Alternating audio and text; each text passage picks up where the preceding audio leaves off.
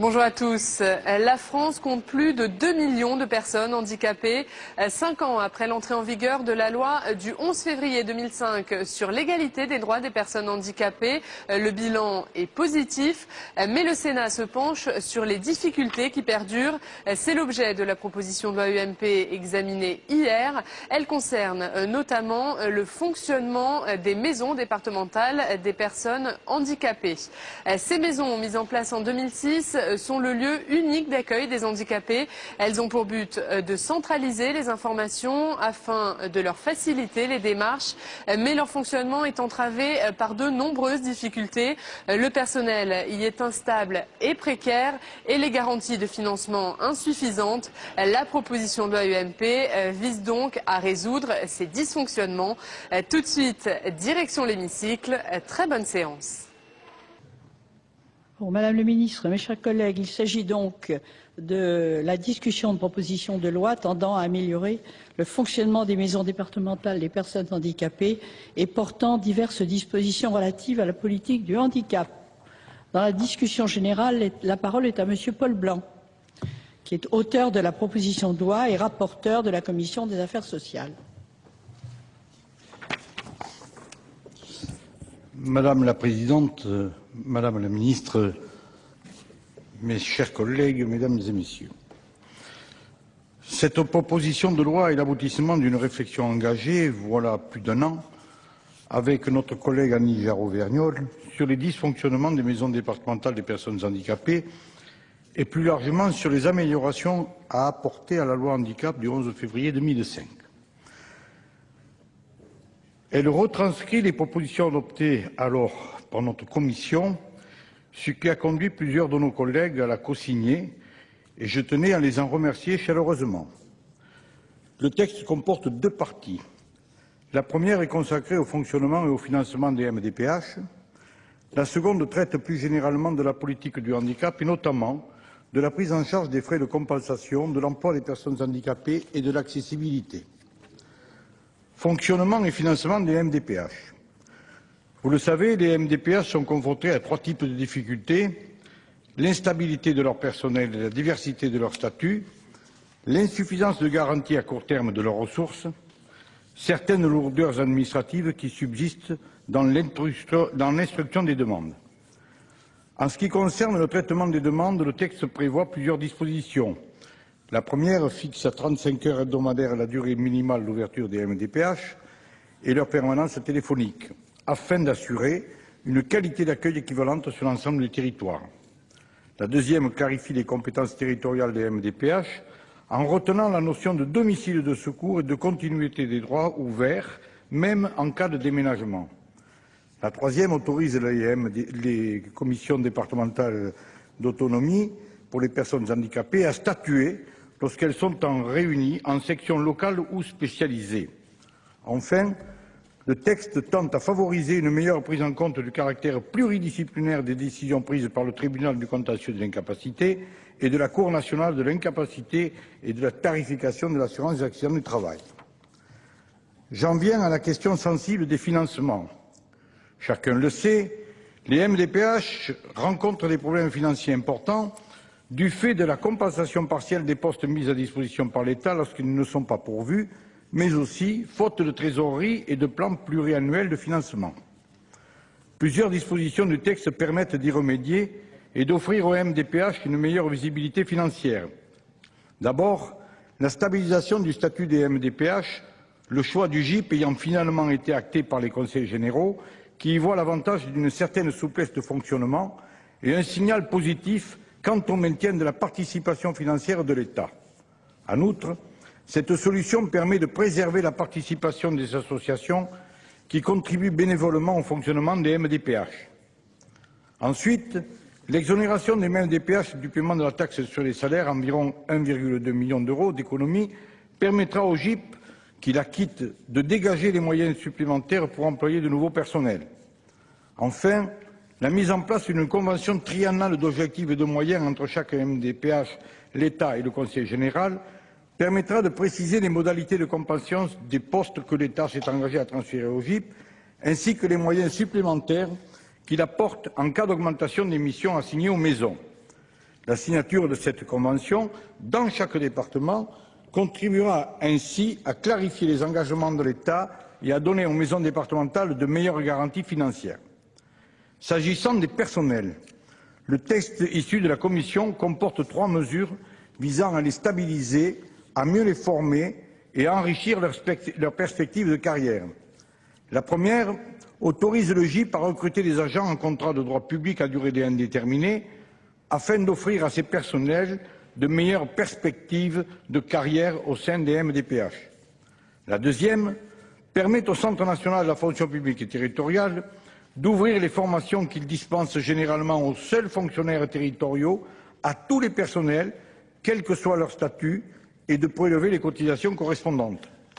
La troisième mesure, adoptée par notre commission, prévoit d'aménager le régime de la mise à disposition des personnels de l'État en portant la durée de 3 à 5 ans avec un préavis plus long de 6 mois et en instaurant un système de mise à disposition contre remboursement.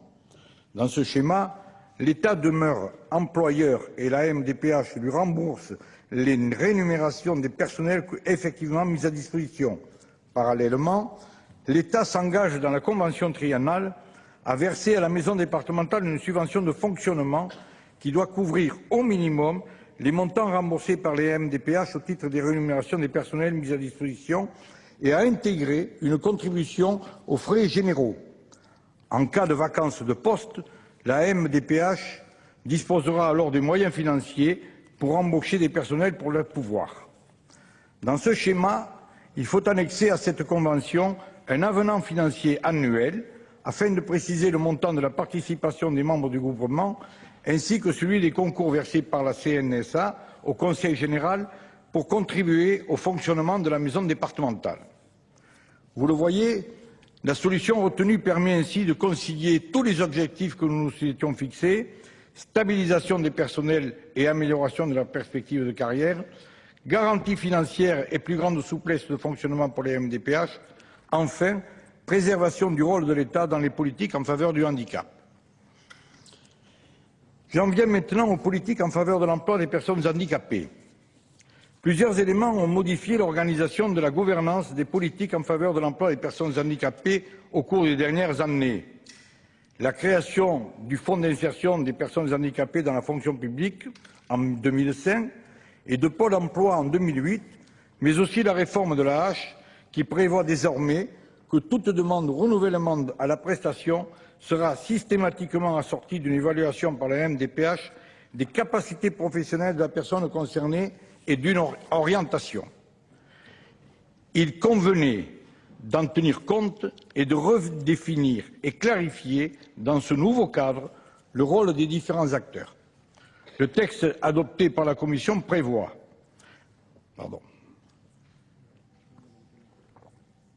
la signature d'une convention entre l'État et les acteurs concernés, AGEFIP, FIPH, le Fonds de la fonction publique, Pôle emploi et la CNSA, assortie de déclinaisons régionales et locales, associant les MDPH et les Cap emploi et s'appuyant sur les plans régionaux d'insertion professionnelle des travailleurs handicapés.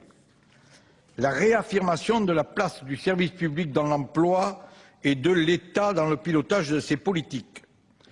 La définition légale des missions assignées aux organismes de placement spécialisés, tels que les Cap emploi, qui ont démontré leurs compétences spécifiques en termes d'orientation, de placement et de suivi professionnel des personnes handicapées. La définition des modalités de partenariat des MDPH avec les autres acteurs. Par ailleurs, la Commission a adopté 2 mesures nouvelles. La première autorise le Fonds de la fonction publique à financer des actions réalisées à son initiative dans les 3 fonctions publiques et à subventionner des organismes ou associations avec lesquels il a conclu une convention. La seconde modifie les critères d'attribution des aides aux postes aux entreprises adaptées. Je termine avec diverses mesures tendant à améliorer la compensation des conséquences du handicap. La première vise à renforcer la prise en charge des aides humaines par la prestation de compensation. La couverture des frais correspondants se limite actuellement au seul cas où l'état de la personne handicapée justifie l'aide d'une tierce personne pour les actes essentiels de l'existence ou requiert une surveillance particulière. Or, la notion d'acte essentiel de l'existence fait l'objet d'une interprétation très restrictive qui conduit en pratique à dissocier la prise en charge de certaines aides domestiques qui leur sont liées. À titre d'exemple, alors que l'aide à la prise des repas est incluse dans le périmètre de la PCH, leur préparation et les tâches ménagères qui suivent ne le sont pas. Cette situation explique en grande partie les réticences des bénéficiaires de la CTP à opter pour la PCH. Alors qu'environ 80 000 personnes perçoivent la nouvelle prestation, 110 000 ont choisi de conserver l'ancienne. Afin de rendre la PCH plus attractive, le texte propose d'élargir le périmètre de prise en charge des aides humaines au cas où celles-ci conditionnent le maintien à domicile. Je connais la réticence des conseils généraux envers cette mesure qui pourrait s'avérer coûteuse pour les finances départementales, encore que son coût n'ait pas été chiffré. Mais j'ai souhaité ouvrir le débat. La deuxième mesure prévoit la mise en place en fin d'année d'un mécanisme de péréquation des concours versés par la CNSA aux conseils généraux au titre de la PCH afin qu'ils soient mieux ajustés aux dépenses qu'ils ont réellement engagées. Si, dans un premier temps, l'ensemble des dépenses de la PCH ont été largement couvertes par ces concours du fait de la montée en charge progressive de la PCH, on observe à l'inverse, depuis 2009, une dégradation du taux de couverture pour l'ensemble des départements.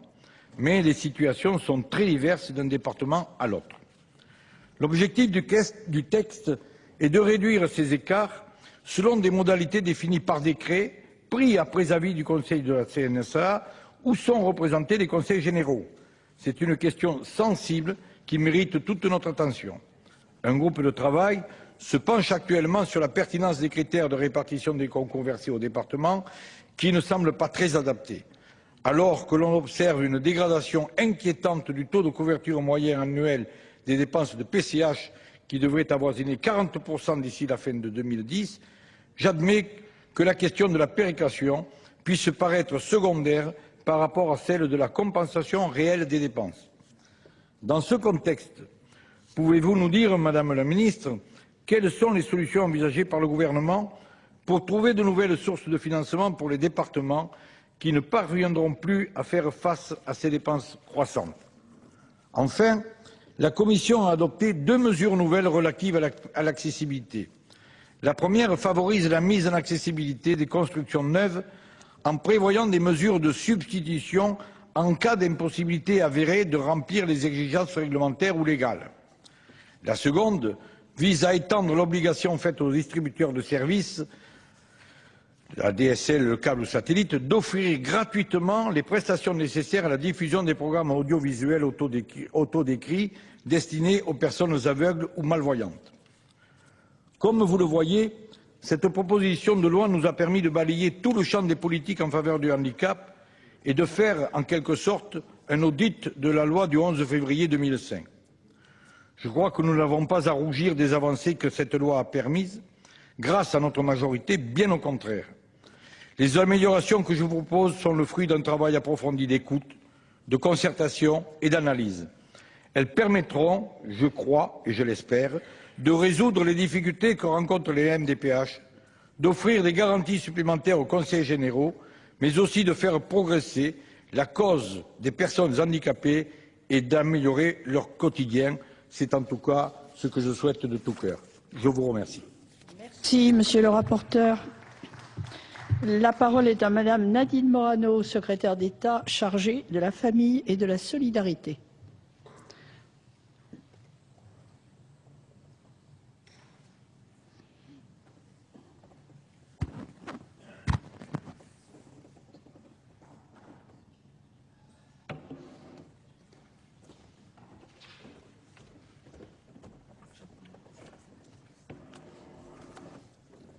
Madame la Présidente, Madame la Présidente de la Commission, Monsieur le rapporteur, Mesdames et Messieurs les sénateurs. Les maisons départementales sont l'un des apports majeurs de la grande loi du 11 février 2005. Avec elles, nous avons créé un lieu de proximité, permettant d'éviter ce fameux parcours du combattant auquel est confronté celui ou celle qui rencontre le handicap, une famille également qui rencontre à travers son enfant le handicap. Mais si les maisons départementales se sont progressivement mises en place sous l'égide des conseils généraux, leur situation, c'est vrai, reste variable selon les départements et certains points communs de fonctionnement ou de dysfonctionnement se sont rapidement fait jour. Fort de ce constat, le président de la République, à l'occasion de la Conférence nationale du handicap, a affirmé qu'il fallait améliorer le fonctionnement des maisons départementales des personnes handicapées pour que toutes soient enfin à la hauteur des attentes des familles. C'est d'ailleurs dans cette optique, monsieur le rapporteur, que le 24 juin 2009, vous avez remis avec madame le sénateur Annie Jarot-Vergniol un rapport d'information sur le bilan des maisons départementales des personnes handicapées. Votre proposition de loi fait suite à ce rapport. Il suggère plusieurs solutions aux difficultés constatées et propose plus largement certaines améliorations à la loi du 11 février 2005. Avant d'en détailler les différents aspects, je souhaite naturellement remercier le sénateur Paul Blanc pour son remarquable travail. S'agissant du statut des personnels des MDPH d'abord, en préambule, je veux rappeler que l'État a largement contribué aux MDPH en apportant du personnel ou en le compensant quand ces personnes quittaient pour une raison ou une autre la MDPH. En 2009, 15,8 millions d'euros ont ainsi été versés pour compenser les postes vacants et 25,4 millions d'euros de subventions de fonctionnement dues aux MDPH ont été délégués. La loi de finances pour 2010 a prévu la compensation de ces postes pour cette année 2010. Un point précis des postes occupés et vacants au 1er janvier dans les MDPH est en train d'être réalisé. Il servira de base à un dialogue de gestion locale. C'est tout l'objet de la circulaire du 14 avril 2010. Mais ce n'est pas tout. Le gouvernement a veillé à ce que la CNSA pérennise son concours financier au MDPH à hauteur de 60 millions d'euros. Les MDPH rencontrent des difficultés de fonctionnement, notamment en raison de l'absence de stabilisation des équipes. C'est le point important que vous aviez souligné, monsieur le rapporteur. Les membres du personnel, en effet, relèvent actuellement d'une multitude de statuts. Fonctionnaires mis à la disposition par l'État ou le Conseil général, personnel de droit public ou privé, agents détachés, de sorte qu'il est difficile de mettre en place une gestion des ressources humaines digne de ce nom. En particulier, les personnels de l'État mis à disposition des MDPH ont la possibilité de réintégrer leur administration d'origine avec une simple condition de préavis de 3 mois. Aujourd'hui, près de 600 postes d'agents de l'État sur 1600 sont vacants. Le gouvernement partage donc pleinement votre objectif qui est de garantir une plus grande stabilité des personnels. Il se félicite du maintien du mécanisme de la mise à disposition assortie d'une durée de préavis plus longue et de mise à disposition plus longue. Surtout, cette mise à disposition sera remboursée via un mécanisme de double financement de l'État, puisque la MDPH touchera en début d'année une subvention annuelle qui lui permettra soit de recruter sans délai si l'agent est parti, laissant son poste vacant, soit de rembourser l'État en fin d'année pour l'agent mis à disposition. Ce mécanisme garantira aux MDPH la visibilité financière dont elles ont tant besoin pour être à la hauteur des missions qui leur sont confiées. Le deuxième point que je veux aborder, c'est le fonctionnement des MDPH. Le gouvernement salue votre proposition de consolider le statut des MDPH en faisant du groupe d'intérêt public une structure à durée indéterminée. Nous accueillons aussi très favorablement la participation du directeur général de l'ARS aux commissions exécutives. Cette présence au sein de l'organe de décision et d'organisation de la MDPH va permettre aux MDPH d'avoir une approche plus transversale et améliorer l'articulation des MDPH et des établissements hospitaliers. Les mesures de simplification constituent d'autres avancées substantielles. Je pense à la clarification des compétences territoriales qui va supprimer toute guerre des frontières à l'harmonisation du contentieux. Je pense également à la possibilité pour la Commission des droits et de l'autonomie de statuer en formation restreinte au sein des commissions spécialisées ou locales. Elle reprend une proposition que la CNSA avait formulée en juillet 2007. Cette simplification va permettre qu'un plus grand nombre de dossiers soient effectivement étudiés par les commissions. J'ajoute que la commission plénière pourra ainsi, le cas échéant, devenir l'instance de régulation entre ces sous-commissions. J'en viens au dispositif d'insertion professionnelle. Ce texte opère plusieurs clarifications utiles, j'en retiendrai 3. En premier lieu, il réaffirme le rôle de l'État dans le pilotage de la politique de l'emploi des personnes handicapées, qui fait intervenir une pluralité d'acteurs et renforce la gouvernance de cette politique. Une convention cadre pluriannuelle d'objectifs et de moyens sera conclue entre l'État, Pôle emploi, le FIPHFP, l'AGEFIP et la CNSA et sera déclinée en convention régionale. Deuxième clarification bienvenue, ce texte élargit le champ des bénéficiaires potentiels des aides financières du FIPHFP et donne à ce dernier la capacité d'initiative qui lui faisait défaut.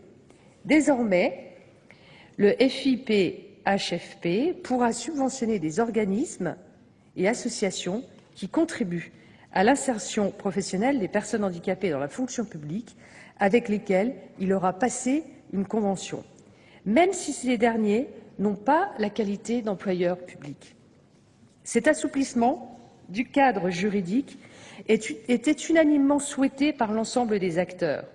Il permettra, au fond, de développer plus largement ces actions en faveur de l'insertion des personnes handicapées dans la fonction publique. Cette proposition de loi, et c'est le troisième point, clarifie les critères pris en compte pour le versement aux entreprises adaptées et aux centres de distribution par le travail des aides financières qui leur sont destinées.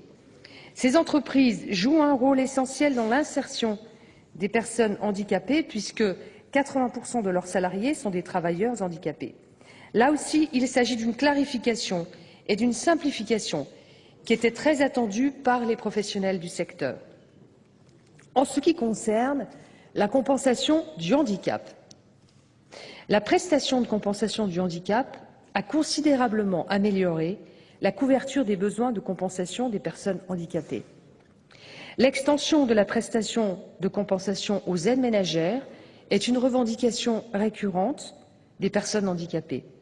Mais pour cela, c'est l'ensemble de la prestation qui doit être examiné, et non seulement une partie.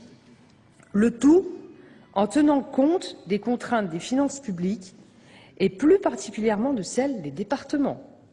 Je vous rappelle que le coût pour les conseils généraux pourrait dépasser plusieurs centaines de millions d'euros. Or, la fiscalité locale a d'ores et déjà augmenté de 8,1% en 2009 et même de 11% pour certains départements.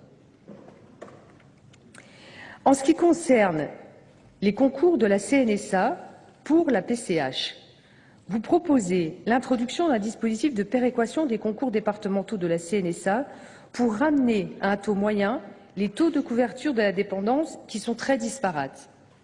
Cette disposition relève, je vous le dis, à mon sens, de la fausse bonne idée.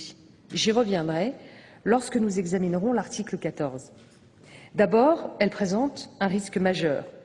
Mettre en place un mécanisme automatique de péréquation risque d'être brutal et mal interprété par certains départements qui ont encore un fort taux de bénéficiaires de l'allocation tierce personne que la PCH a remplacé, mais qui demeure pour les bénéficiaires antérieurement à 2005. En outre, il est indispensable d'attendre les conclusions du groupe de travail du président de la CNSA, Francis Hydrac, qui travaille actuellement sur les critères de péréquation entre les départements. Il faut rechercher une résolution globale à cette question qui englobe non seulement les concours PCH, mais également les concours APA. En résumé, un sujet d'une telle ampleur, tant politique que financière, ne peut, selon le gouvernement, être abordé au cours de cette proposition de loi. Je terminerai par la politique d'accessibilité. En ce qui concerne la meilleure participation à la vie de la cité pour nos citoyens handicapés, le gouvernement a pris ses responsabilités. Le temps presse, nous le savons, transport, lieux publics, magasins. Dans 5 ans, au 1er janvier 2015, toutes les villes devront être accessibles aux personnes handicapées. C'est un chantier titanesque. Pour le conduire, nous avons créé l'Observatoire interministériel de l'accessibilité et de la conception universelle, présidé par votre collègue Sylvie de Marescot. L'accessibilité ne concerne pas que les handicapés moteurs. Il ne faut pas penser non plus uniquement au cadre bâti. J'en viens à l'accessibilité des logements neufs. Là encore, la loi de 2005 a posé des exigences très claires. Dès 2006, tous les partenaires, y compris les associations de personnes handicapées, avaient acté le fait qu'il pourrait y avoir des dérogations. Ce mot est difficilement acceptable, je le conçois. Nous parlerons désormais de mesures de substitution. Il n'est pas question de ne pas rendre accessible, mais de rendre accessible autrement. Je serai intransigeante là-dessus. Je sais combien ce sujet vous tient à cœur et je vous soutiendrai dans vos démarches en faveur d'une cité qui soit entièrement accessible pour nos citoyens handicapés. Mais je souhaite néanmoins attirer votre attention sur une chose. À trop vouloir imposer des règles strictes, on risque, en fait, de paralyser le système tout entier. Notre pays a aussi besoin de résidences de tourisme. Il a plus besoin encore de logements sociaux. Nous devons répondre aux besoins des Français et de tous les Français. À cet égard, je le répète, ces aménagements sont indispensables à une approche pragmatique de l'accessibilité. En conclusion, l'examen de cette proposition de loi montre, s'il en est besoin, combien la représentation nationale adhère à la volonté du Président de la République et fait une priorité de la pleine intégration des personnes handicapées dans notre société. Je vous remercie une fois encore pour tout le travail accompli. Cette matinée est une occasion supplémentaire donnée aux personnes handicapées d'être une fois encore sur le devant de la scène et de faire entendre leur voix, de faire valoir leurs intérêts. La Maison départementale des personnes handicapées est une réponse symbolique forte qui veut témoigner de notre volonté de proposer un lieu où les personnes handicapées et leurs familles ne se sentiront plus jamais oubliées ou prisonnières de fonctionnement administratif. Avec ce texte, vous nous signifiez que du chemin reste à parcourir pour garantir ce résultat, mais vous nous signifiez également que cette authentique intégration dans la société des personnes handicapées est possible, qu'il suffit de la vouloir, qu'il suffit de la faire. Je vous remercie de votre attention. Merci, Madame la Ministre. Dans la suite de la discussion générale, la parole est à Madame Jarot-Vergnol, au titre du groupe socialiste.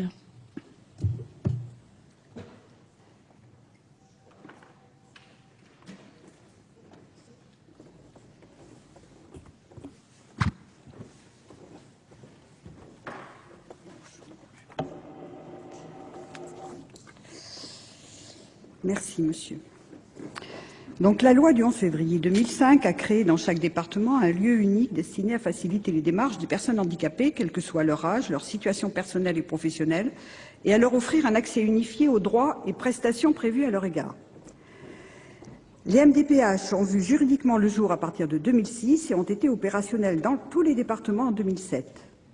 Donc constituées en groupement d'intérêt public et placées sous la tutelle administrative et financière des conseils généraux, elles regroupent les associations d'usagers, les partenaires du handicap et l'État qui, de par sa présence, doit garantir une certaine équité territoriale entre les départements.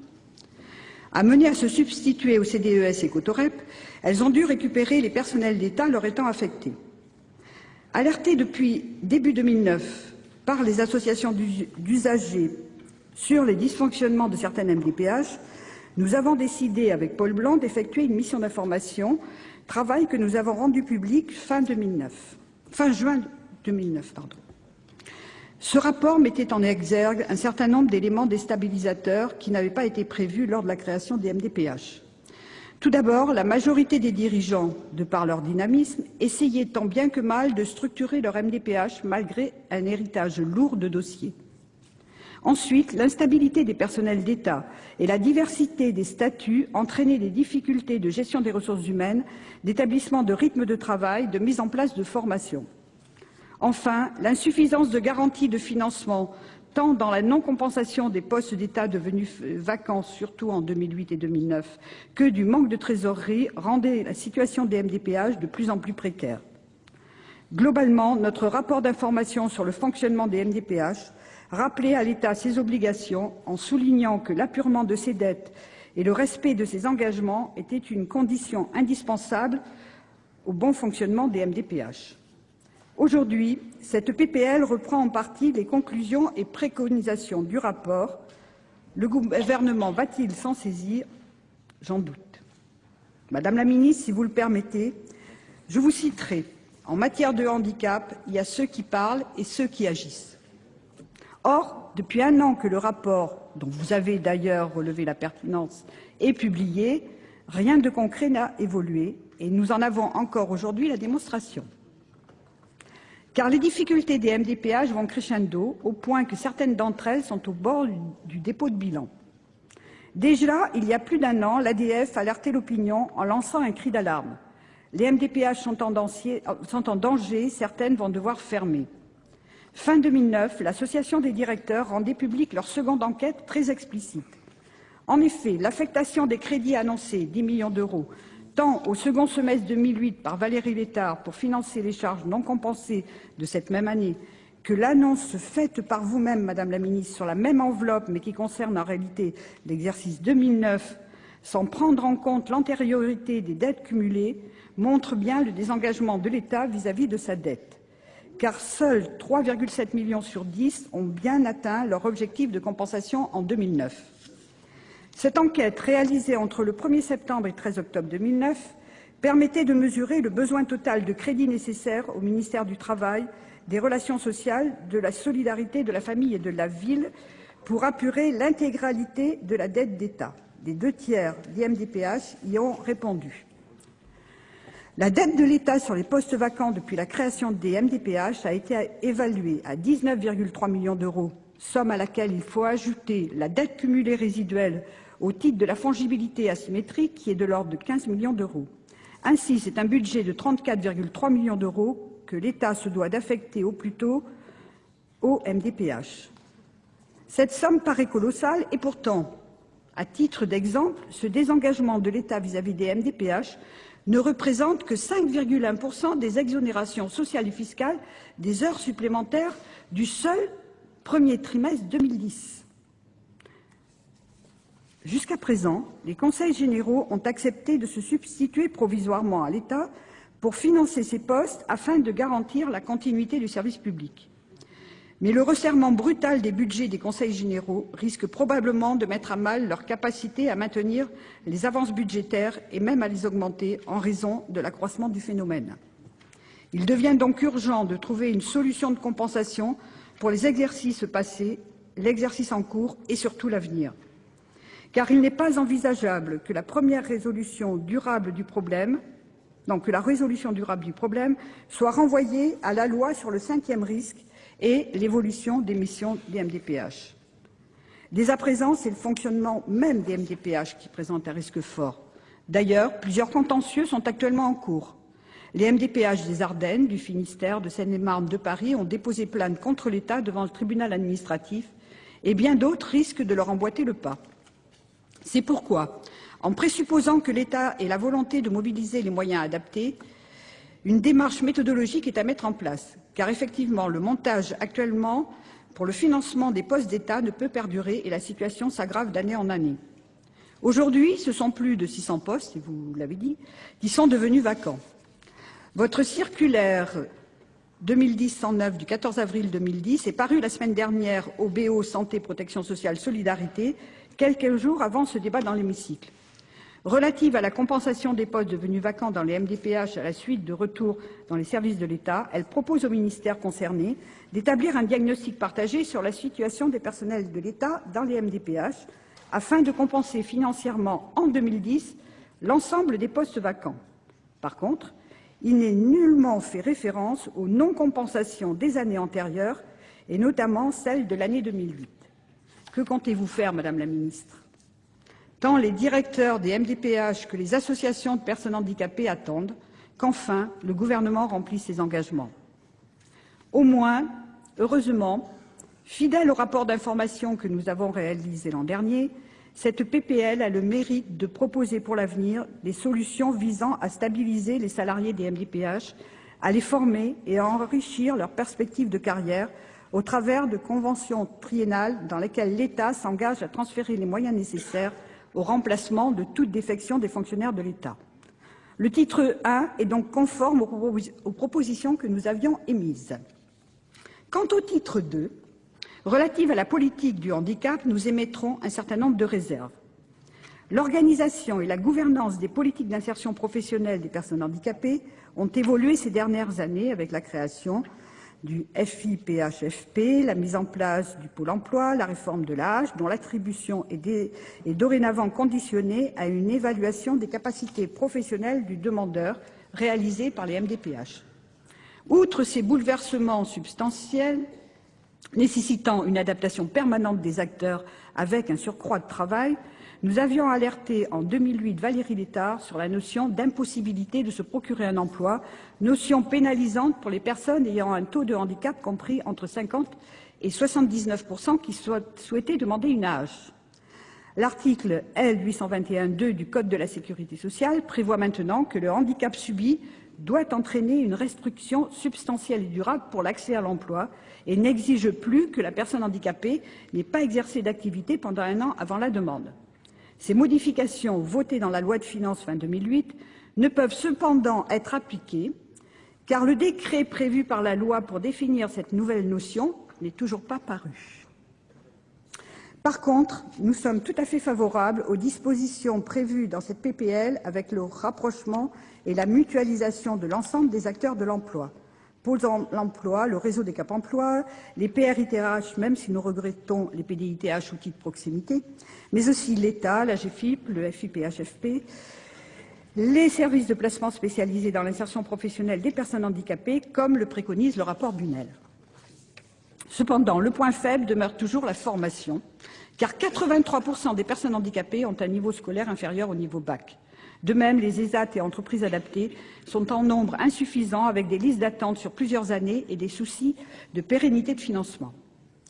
Un autre problème criant est celui qui se pose également lors des décisions d'orientation scolaire qui représentent près de 40% des demandes enfants à la CDAPH et font l'objet d'un projet personnalisé de scolarisation qui doit être évalué chaque année.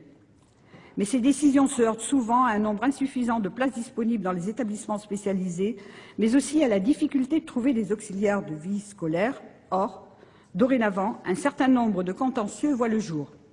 Le 4 juin 2010, le tribunal administratif de Pau a tranché en faveur de 7 familles d'enfants handicapés et a condamné le ministère de l'Éducation nationale à revoir son refus implicite d'attribuer des AVS à leurs enfants et à payer 300 € à chaque famille pour les frais de procédure. La précarité, l'absence de formation et le turnover fréquent des emplois AVS ne sont pas propices à une bonne intégration scolaire des enfants handicapés. Malgré la promesse de Luc Châtel dans sa déclaration du 15 septembre 2009 de reconduire les 5000 postes d'AVS arrivés en fin de contrat au travers d'une convention 4, la réalité est tout autre. La reconduction des contrats a permis seulement de pérenniser 130 postes d'AVS. Une fois de plus, des paroles non suivies des faits. Le ministère de l'Éducation nationale vient de signer 2 nouvelles conventions cadres, une avec les 4 associations représentatives des personnes handicapées et la seconde avec les services d'aide et d'accompagnement à domicile. Quel est leur contenu? Prévoit-elle une professionnalisation des métiers de l'accompagnement? Envisage-t-elle de conforter les emplois AVS? Quant aux mesures de substitution aux règles de mise en accessibilité du bâti neuf, je regrette sincèrement que le rapporteur s'engage sur une voie en contradiction avec l'esprit de la loi de 2005. Il est vrai que le gouvernement a tenté à plusieurs reprises d'étendre les possibilités de dérogation pour les constructions de bâtiments neufs. Heureusement, le Conseil constitutionnel a censuré l'article en cause dans la loi de finances rectificative de 2009. Nous traiterons les autres points contenus dans ce texte, et notamment la PCH qu'abordera mon collègue Yves Daudigny, lors du débat sur amendement. Nous regrettons cependant, compte tenu des enjeux et de l'importance de cette PPL, qu'elle ait été retardée à plusieurs reprises et qu'elle soit discutée dans un laps de temps qui ne favorise pas les échanges. Décidément, le moins que l'on puisse dire, c'est que l'initiative parlementaire est encore une fois vilipendée. Merci, chers collègues. La parole est à Madame Anne-Marie Escoffier, au titre du Rassemblement démocratique et social européen.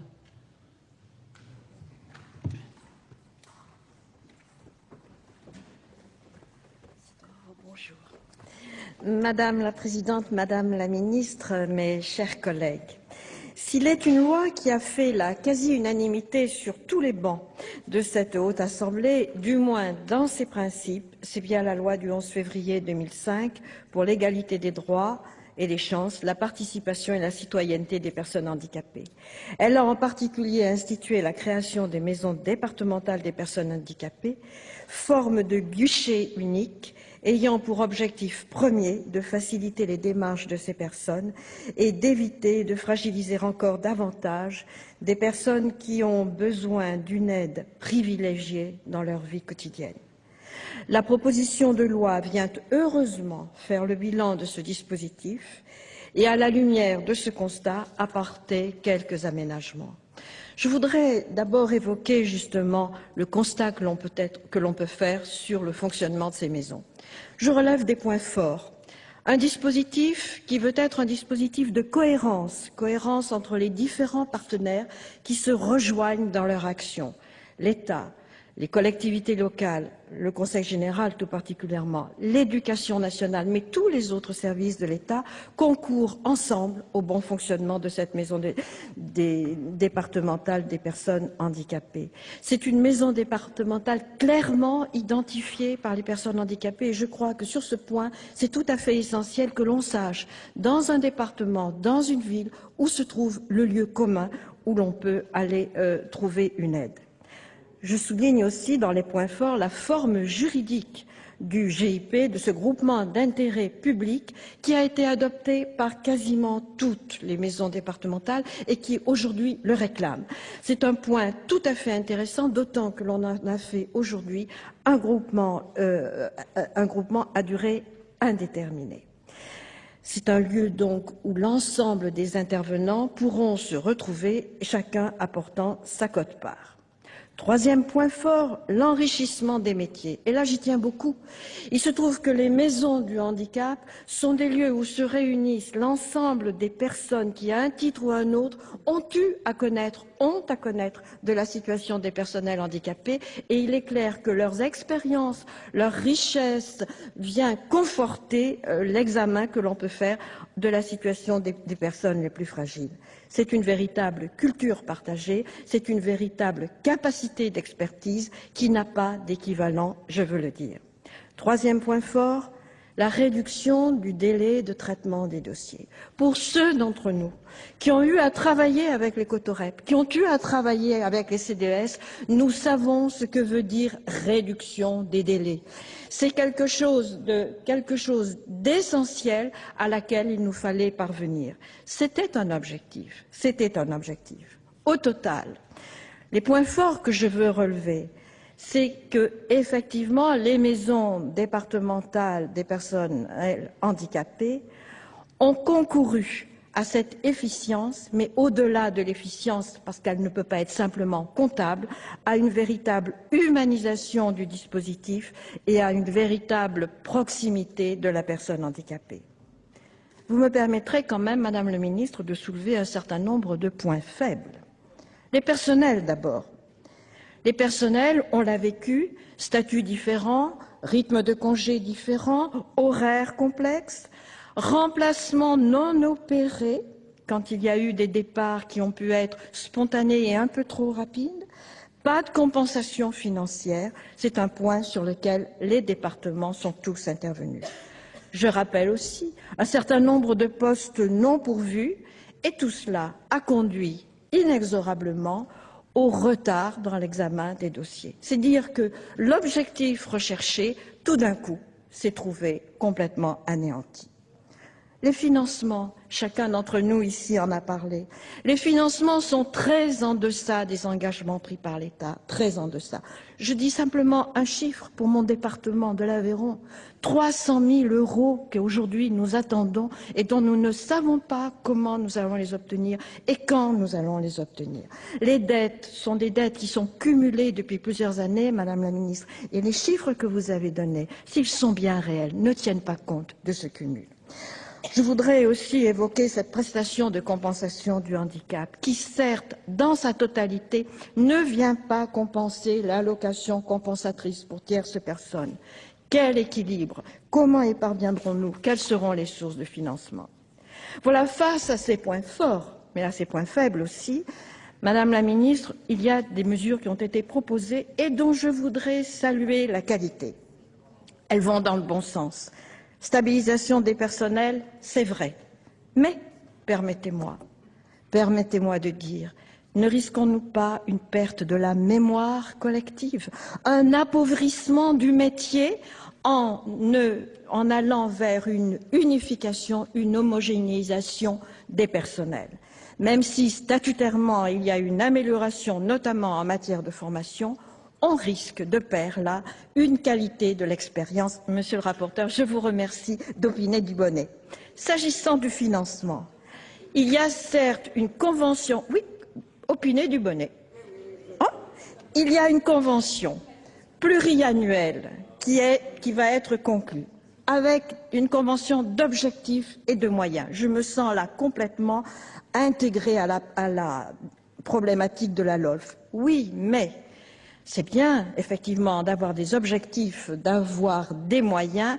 Encore faut-il pouvoir les évaluer et s'assurer très régulièrement que tout cela est mis en œuvre. Or, Madame la Ministre, permettez-moi de dire que la défaillance de l'État, je ne parlerai pas du désengagement, c'est un mot que je n'utilise pas, qui ne fait pas partie de mon vocabulaire, mais si l'État s'est trouvé être défaillant en plusieurs occasions, comment demain sera-t-il sanctionné? Il me semble que le texte ne prévoit pas de mesures obligeant l'État à payer ses dettes. Voilà. Je voudrais enfin terminer mais très rapidement sur les problèmes de gouvernance des personnes handicapées. Une difficulté, me semble-t-il. Vous l'avez dit, Madame la Ministre, il faut que nous soyons dans un système de proximité qui préserve l'individu. La proximité, aujourd'hui, va se trouver transportée au niveau régional. L'État s'est organisé au niveau régional. Alors, pilotage de l'État, assurément, mais un État qui va se faire lointain. Je crois qu'il faut que nous veillions avec une particulière assiduité à ce que nous restions très près de ces personnels handicapés à qui nous devons tout notre intérêt. Merci, Madame. La parole est à Madame Isabelle Pasquet, au titre du groupe communiste républicain citoyen, sénateur du Parti de gauche.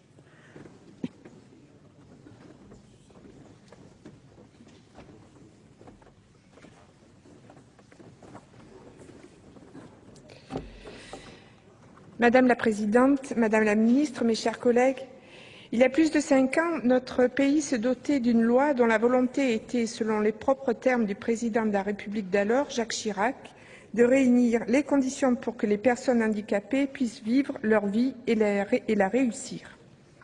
5 ans après, si les choses ont quelque peu évolué, notamment grâce à l'implication régulière et continue des associations de personnes handicapées et de leurs familles, ainsi que de l'immense majorité des départements, un important travail reste à faire. Notre société n'a pas, contrairement aux espoirs que nous portions tous dans la loi de 2005, changé de regard sur le handicap et sur les personnes qui le vivent. Un important travail d'information, de formation professionnelle et citoyenne, de sensibilisation reste à faire. Cela exige clairement la mobilisation de tous les acteurs publics pour que le travail mené par le secteur associatif soit valorisé et pour qu'enfin l'on reconnaisse les personnes handicapées dans l'intégralité de leurs droits, qu'enfin nous fassions en sorte qu'elles et ils trouvent leur place dans la société. Nous aurions d'ailleurs tous à y gagner.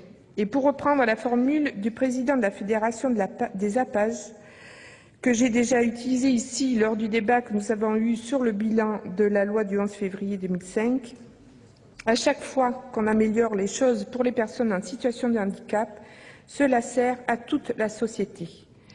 À chaque fois que l'on intégrera dans un bâtiment une rampe d'accès, on ne facilite pas seulement la vie des personnes en situation de handicap, on facilite aussi celle de la mère ou du père de famille qui sort ses enfants en poussette ou celle de la personne âgée qui peine à monter les marches. En pensant immédiatement dès la phase de construction à l'accessibilité pour tous, on prépare en fait notre pays aux mutations sociologiques qui se profilent.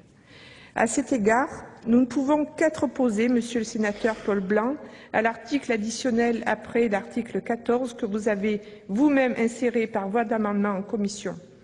Il s'agit ni plus ni moins, pour reprendre la formulation utilisée par la FNAT et l'APF, d'un chèque en blanc pour les prometteurs et les lobbies.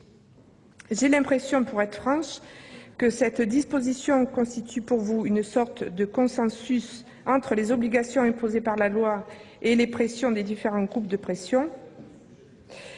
Cela n'en est pour autant pas plus acceptable, car les personnes en situation de handicap qui ne parviennent pas à se loger ou qui ne réussissent pas à gravir les marches ne font pas de consensus avec leur handicap. Et ce, d'autant plus que se rajoutent à leur handicap des situations de surhandicap que nous pouvons pourtant, de par nos actions, limiter. Messieurs les sénateurs, notre groupe a déposé un amendement de suppression de cette disposition qui, je l'espère, trouvera votre assentiment et recueillera la majorité des votes. À défaut, si cet article additionnel après l'article 14 était maintenu, nous n'aurions pas d'autre choix que de voter contre l'ensemble de votre proposition de loi. Je le regrette sincèrement, et ce, d'autant plus que nous étions prêts à soutenir certaines de vos propositions. Et je pense en particulier à celles concernant les maisons départementales des personnes handicapées. Nous partageons votre souci qui prend forme dans votre article 1er de pérenniser le statut des MDPH. Le choix que vous avez retenu nous semble être le meilleur. La structure actuelle permet l'association de la pluralité des acteurs, ce qui, incontestablement, est un gage de qualité. Par ailleurs, elle permet, dans la théorie du moins, de garantir l'aspect national de la politique du handicap. À ce titre, je voudrais dire notre opposition à la tentation que certains pourraient avoir d'intégrer les MDPH dans les services des conseils généraux. Le fait que les départements suppléent trop souvent l'État, particulièrement au plan financier, ne doit pas servir d'argument pour une telle intégration. Nous ne devons pas partir du constat d'une anomalie pour adopter des mesures qui auraient pour effet de décentraliser complètement la politique du handicap et de rompre avec le principe de la solidarité nationale. Toutefois, il faudra bien que le financement des MDPH soit assuré de manière pérenne, ce qui est loin d'être actuellement le cas, car la compensation financière promise par l'État en 2005 au titre des emplois non mis à disposition par ces directions départementales n'a pas toujours été assurée. Et selon une enquête réalisée par l'Association des directeurs de maisons départementales des personnes handicapées, la dette cumulée de l'État à l'égard de l'ensemble des MDPH serait de 34 millions d'euros. Certaines d'entre elles ont engagé des recours à l'encontre de l'État. Cette judiciarisation de notre système de solidarité n'est pas souhaitable et l'État devrait prendre les mesures nécessaires pour qu'il s'applique à lui-même les lois qu'il décide. L'État doit éviter que ne se multiplient les contentieux, à l'image de celui entamé par le département de Saône-et-Loire et gagné par lui, obligeant l'État à créer et à abonder le Fonds de protection de l'enfance. Les départements qui connaissent des situations financières intenables ne peuvent supporter seuls l'absence de financement de l'État. Et ce, d'autant plus que le gouvernement et la majorité ont décidé de tarir les ressources des conseils généraux et que Nicolas Sarkozy, comme François Fillon, disent vouloir appliquer aux collectivités locales la politique de rigueur qu'ils mènent au plan national. Mais comment feront-ils demain ces départements dont le président du CEDA dit lui-même qu'ils sont en situation de faillite pour continuer à payer toutes les prestations sociales individualisées, l'APA, PCH, RSA, qui tendent à s'accroître? Enfin, pour conclure, je voudrais dire quelques mots sur un sujet qui nous préoccupe particulièrement et qui, malheureusement, n'est pas abordé dans cette proposition de loi. Il s'agit de la scolarisation des enfants handicapés. Nous avons pris acte de la signature par 5 associations nationales d'un accord quant à la reprise par leurs soins des auxiliaires de vie scolaire.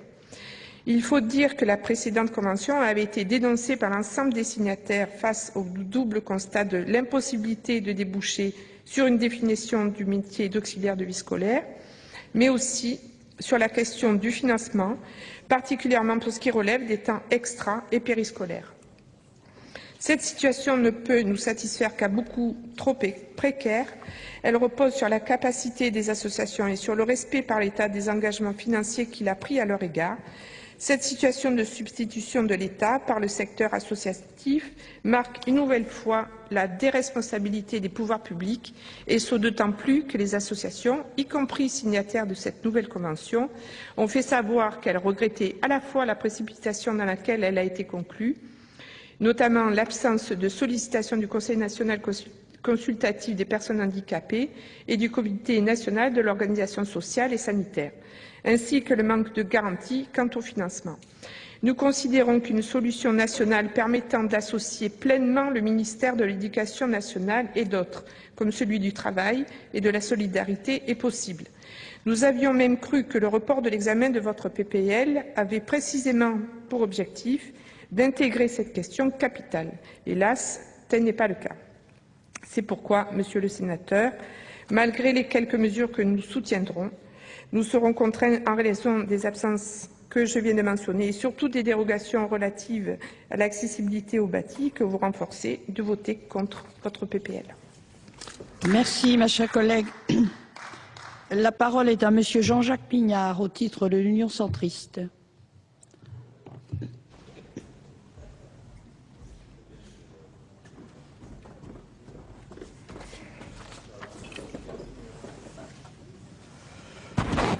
Madame la Présidente, Madame la Ministre, chers collègues, le 12 mai dernier, nous étions invités à faire le point sur la loi handicap du 11 février 2005, 5 ans après sa promulgation.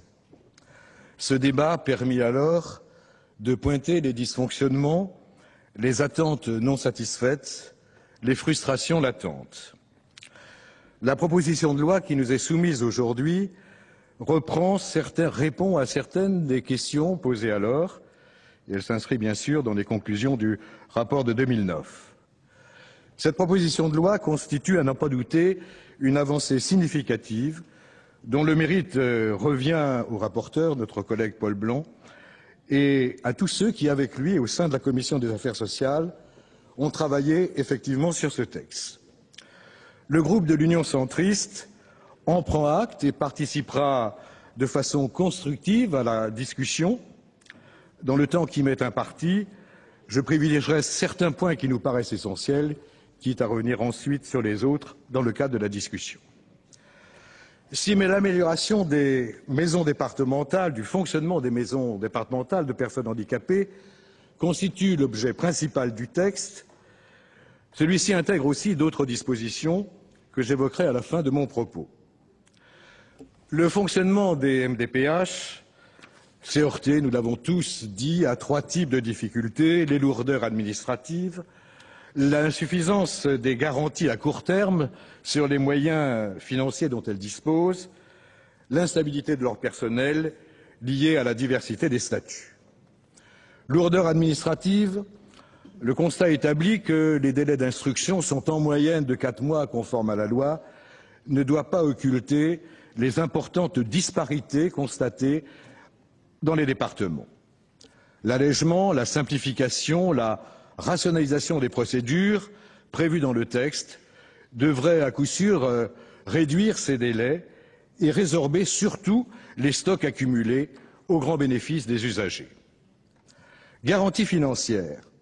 C'est en ce domaine que la proposition de loi est la plus ambitieuse et, si vous me permettez, Monsieur le rapporteur, la plus astucieuse. Jusqu'à ce jour, l'État s'engageait à verser X équivalents temps plein au MDPH, et si, hypothèse d'école, Madame la Ministre, l'État ne remplissait pas la totalité de ses engagements par suite de retour des personnels vers leur corps d'origine, il était censé compenser ce manque par une subvention a posteriori. Les MDPH subissaient donc en quelque sorte une double peine.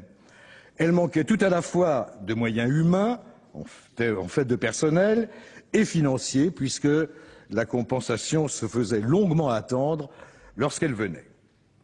Avec le mécanisme imaginé, l'État s'engage à verser une subvention équivalente aux rémunérations des ETP qu'il fournit, et les MDPH ne rembourseront en fin d'année que l'équivalent des salaires versés effectivement au personnel présent. Le tout sanctuarisé dans une convention triennale. Bref, si l'État ne fournit pas les personnels promis, la MDPH dispose au moins a priori de l'argent nécessaire pour embaucher d'autres types de personnel.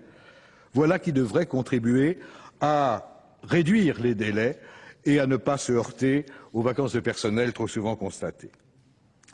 Si sur ce point du financement, le texte est ambitieux, nous regrettons qu'il le soit un peu moins sur la question pourtant essentielle des personnels, dont l'hétérogénéité des statuts est un frein à l'efficacité du système. Or, la proposition de loi se contente de formules plus ou moins homéopathiques. Elle pérennise le groupement d'intérêt public, soit, c'est la volonté générale, mais elle aurait pu admettre des expérimentations dans tel ou tel département. Vous le connaissez, monsieur le rapporteur, vous le connaissez aussi, monsieur le vice-président. Je regrette que cela ne soit pas possible. Je regrette aussi que la première mouture du texte n'ait pas été conservée, celle qui prévoyait une mise à disposition des MDPH des seuls fonctionnaires territoriaux. Elles auraient gagné certainement en cohérence et en culture commune, comme on le dit habituellement. Nous devons donc nous satisfaire du compromis trouvé, en reconnaissant objectivement les progrès sur 2 points, la mise à disposition des personnels de l'État, qui passerait de 3 à 5 ans avec un préavis plus long de 6 mois, l'autorisation par le groupement de recruter des agents en contrat de droit public ou privé à durée indéterminée. Cette disposition offrira au personnel des perspectives de carrière au sein des MDPH. Nous saluons bien sûr également les propositions concernant la formation des personnels. Quant à la gouvernance, si nous nous félicitons de la représentation des agences régionales, certains de mes collègues se sont posé la question de savoir si, dans cette hypothèse, il fallait conserver sa place au préfet ou à son représentant. Un amendement avait même été proposé, nous l'avons retiré, à la suite des arguments développés en commission. Sur ce point, comme sur d'autres, la diversité des statuts continuera de faire le charme des MDPH. Au-delà du fonctionnement de ces maisons, le texte aborde d'autres points, dont 2 sont au cœur des préoccupations des personnes handicapées. La compensation et l'accessibilité. La compensation, d'abord, nous nous félicitons de la mesure visant à mieux prendre en compte les aides ménagères, sachant bien que cette lacune expliquait en grande partie la difficile transition entre l'ACTP et la PCH. Nous savons aussi que cela créera des obligations aux départements, mais il s'agira d'une priorité politique que les uns ou les autres définiront. Nous nous félicitons aussi de la création d'un budget annexe pour le fonds de compensation, désormais individualisé au sein des MDPH. Cela devrait remédier aux dérives constatées dans la confusion, sinon des genres, du moins des caisses. Le deuxième point qui suscite l'inquiétude des associations représentatives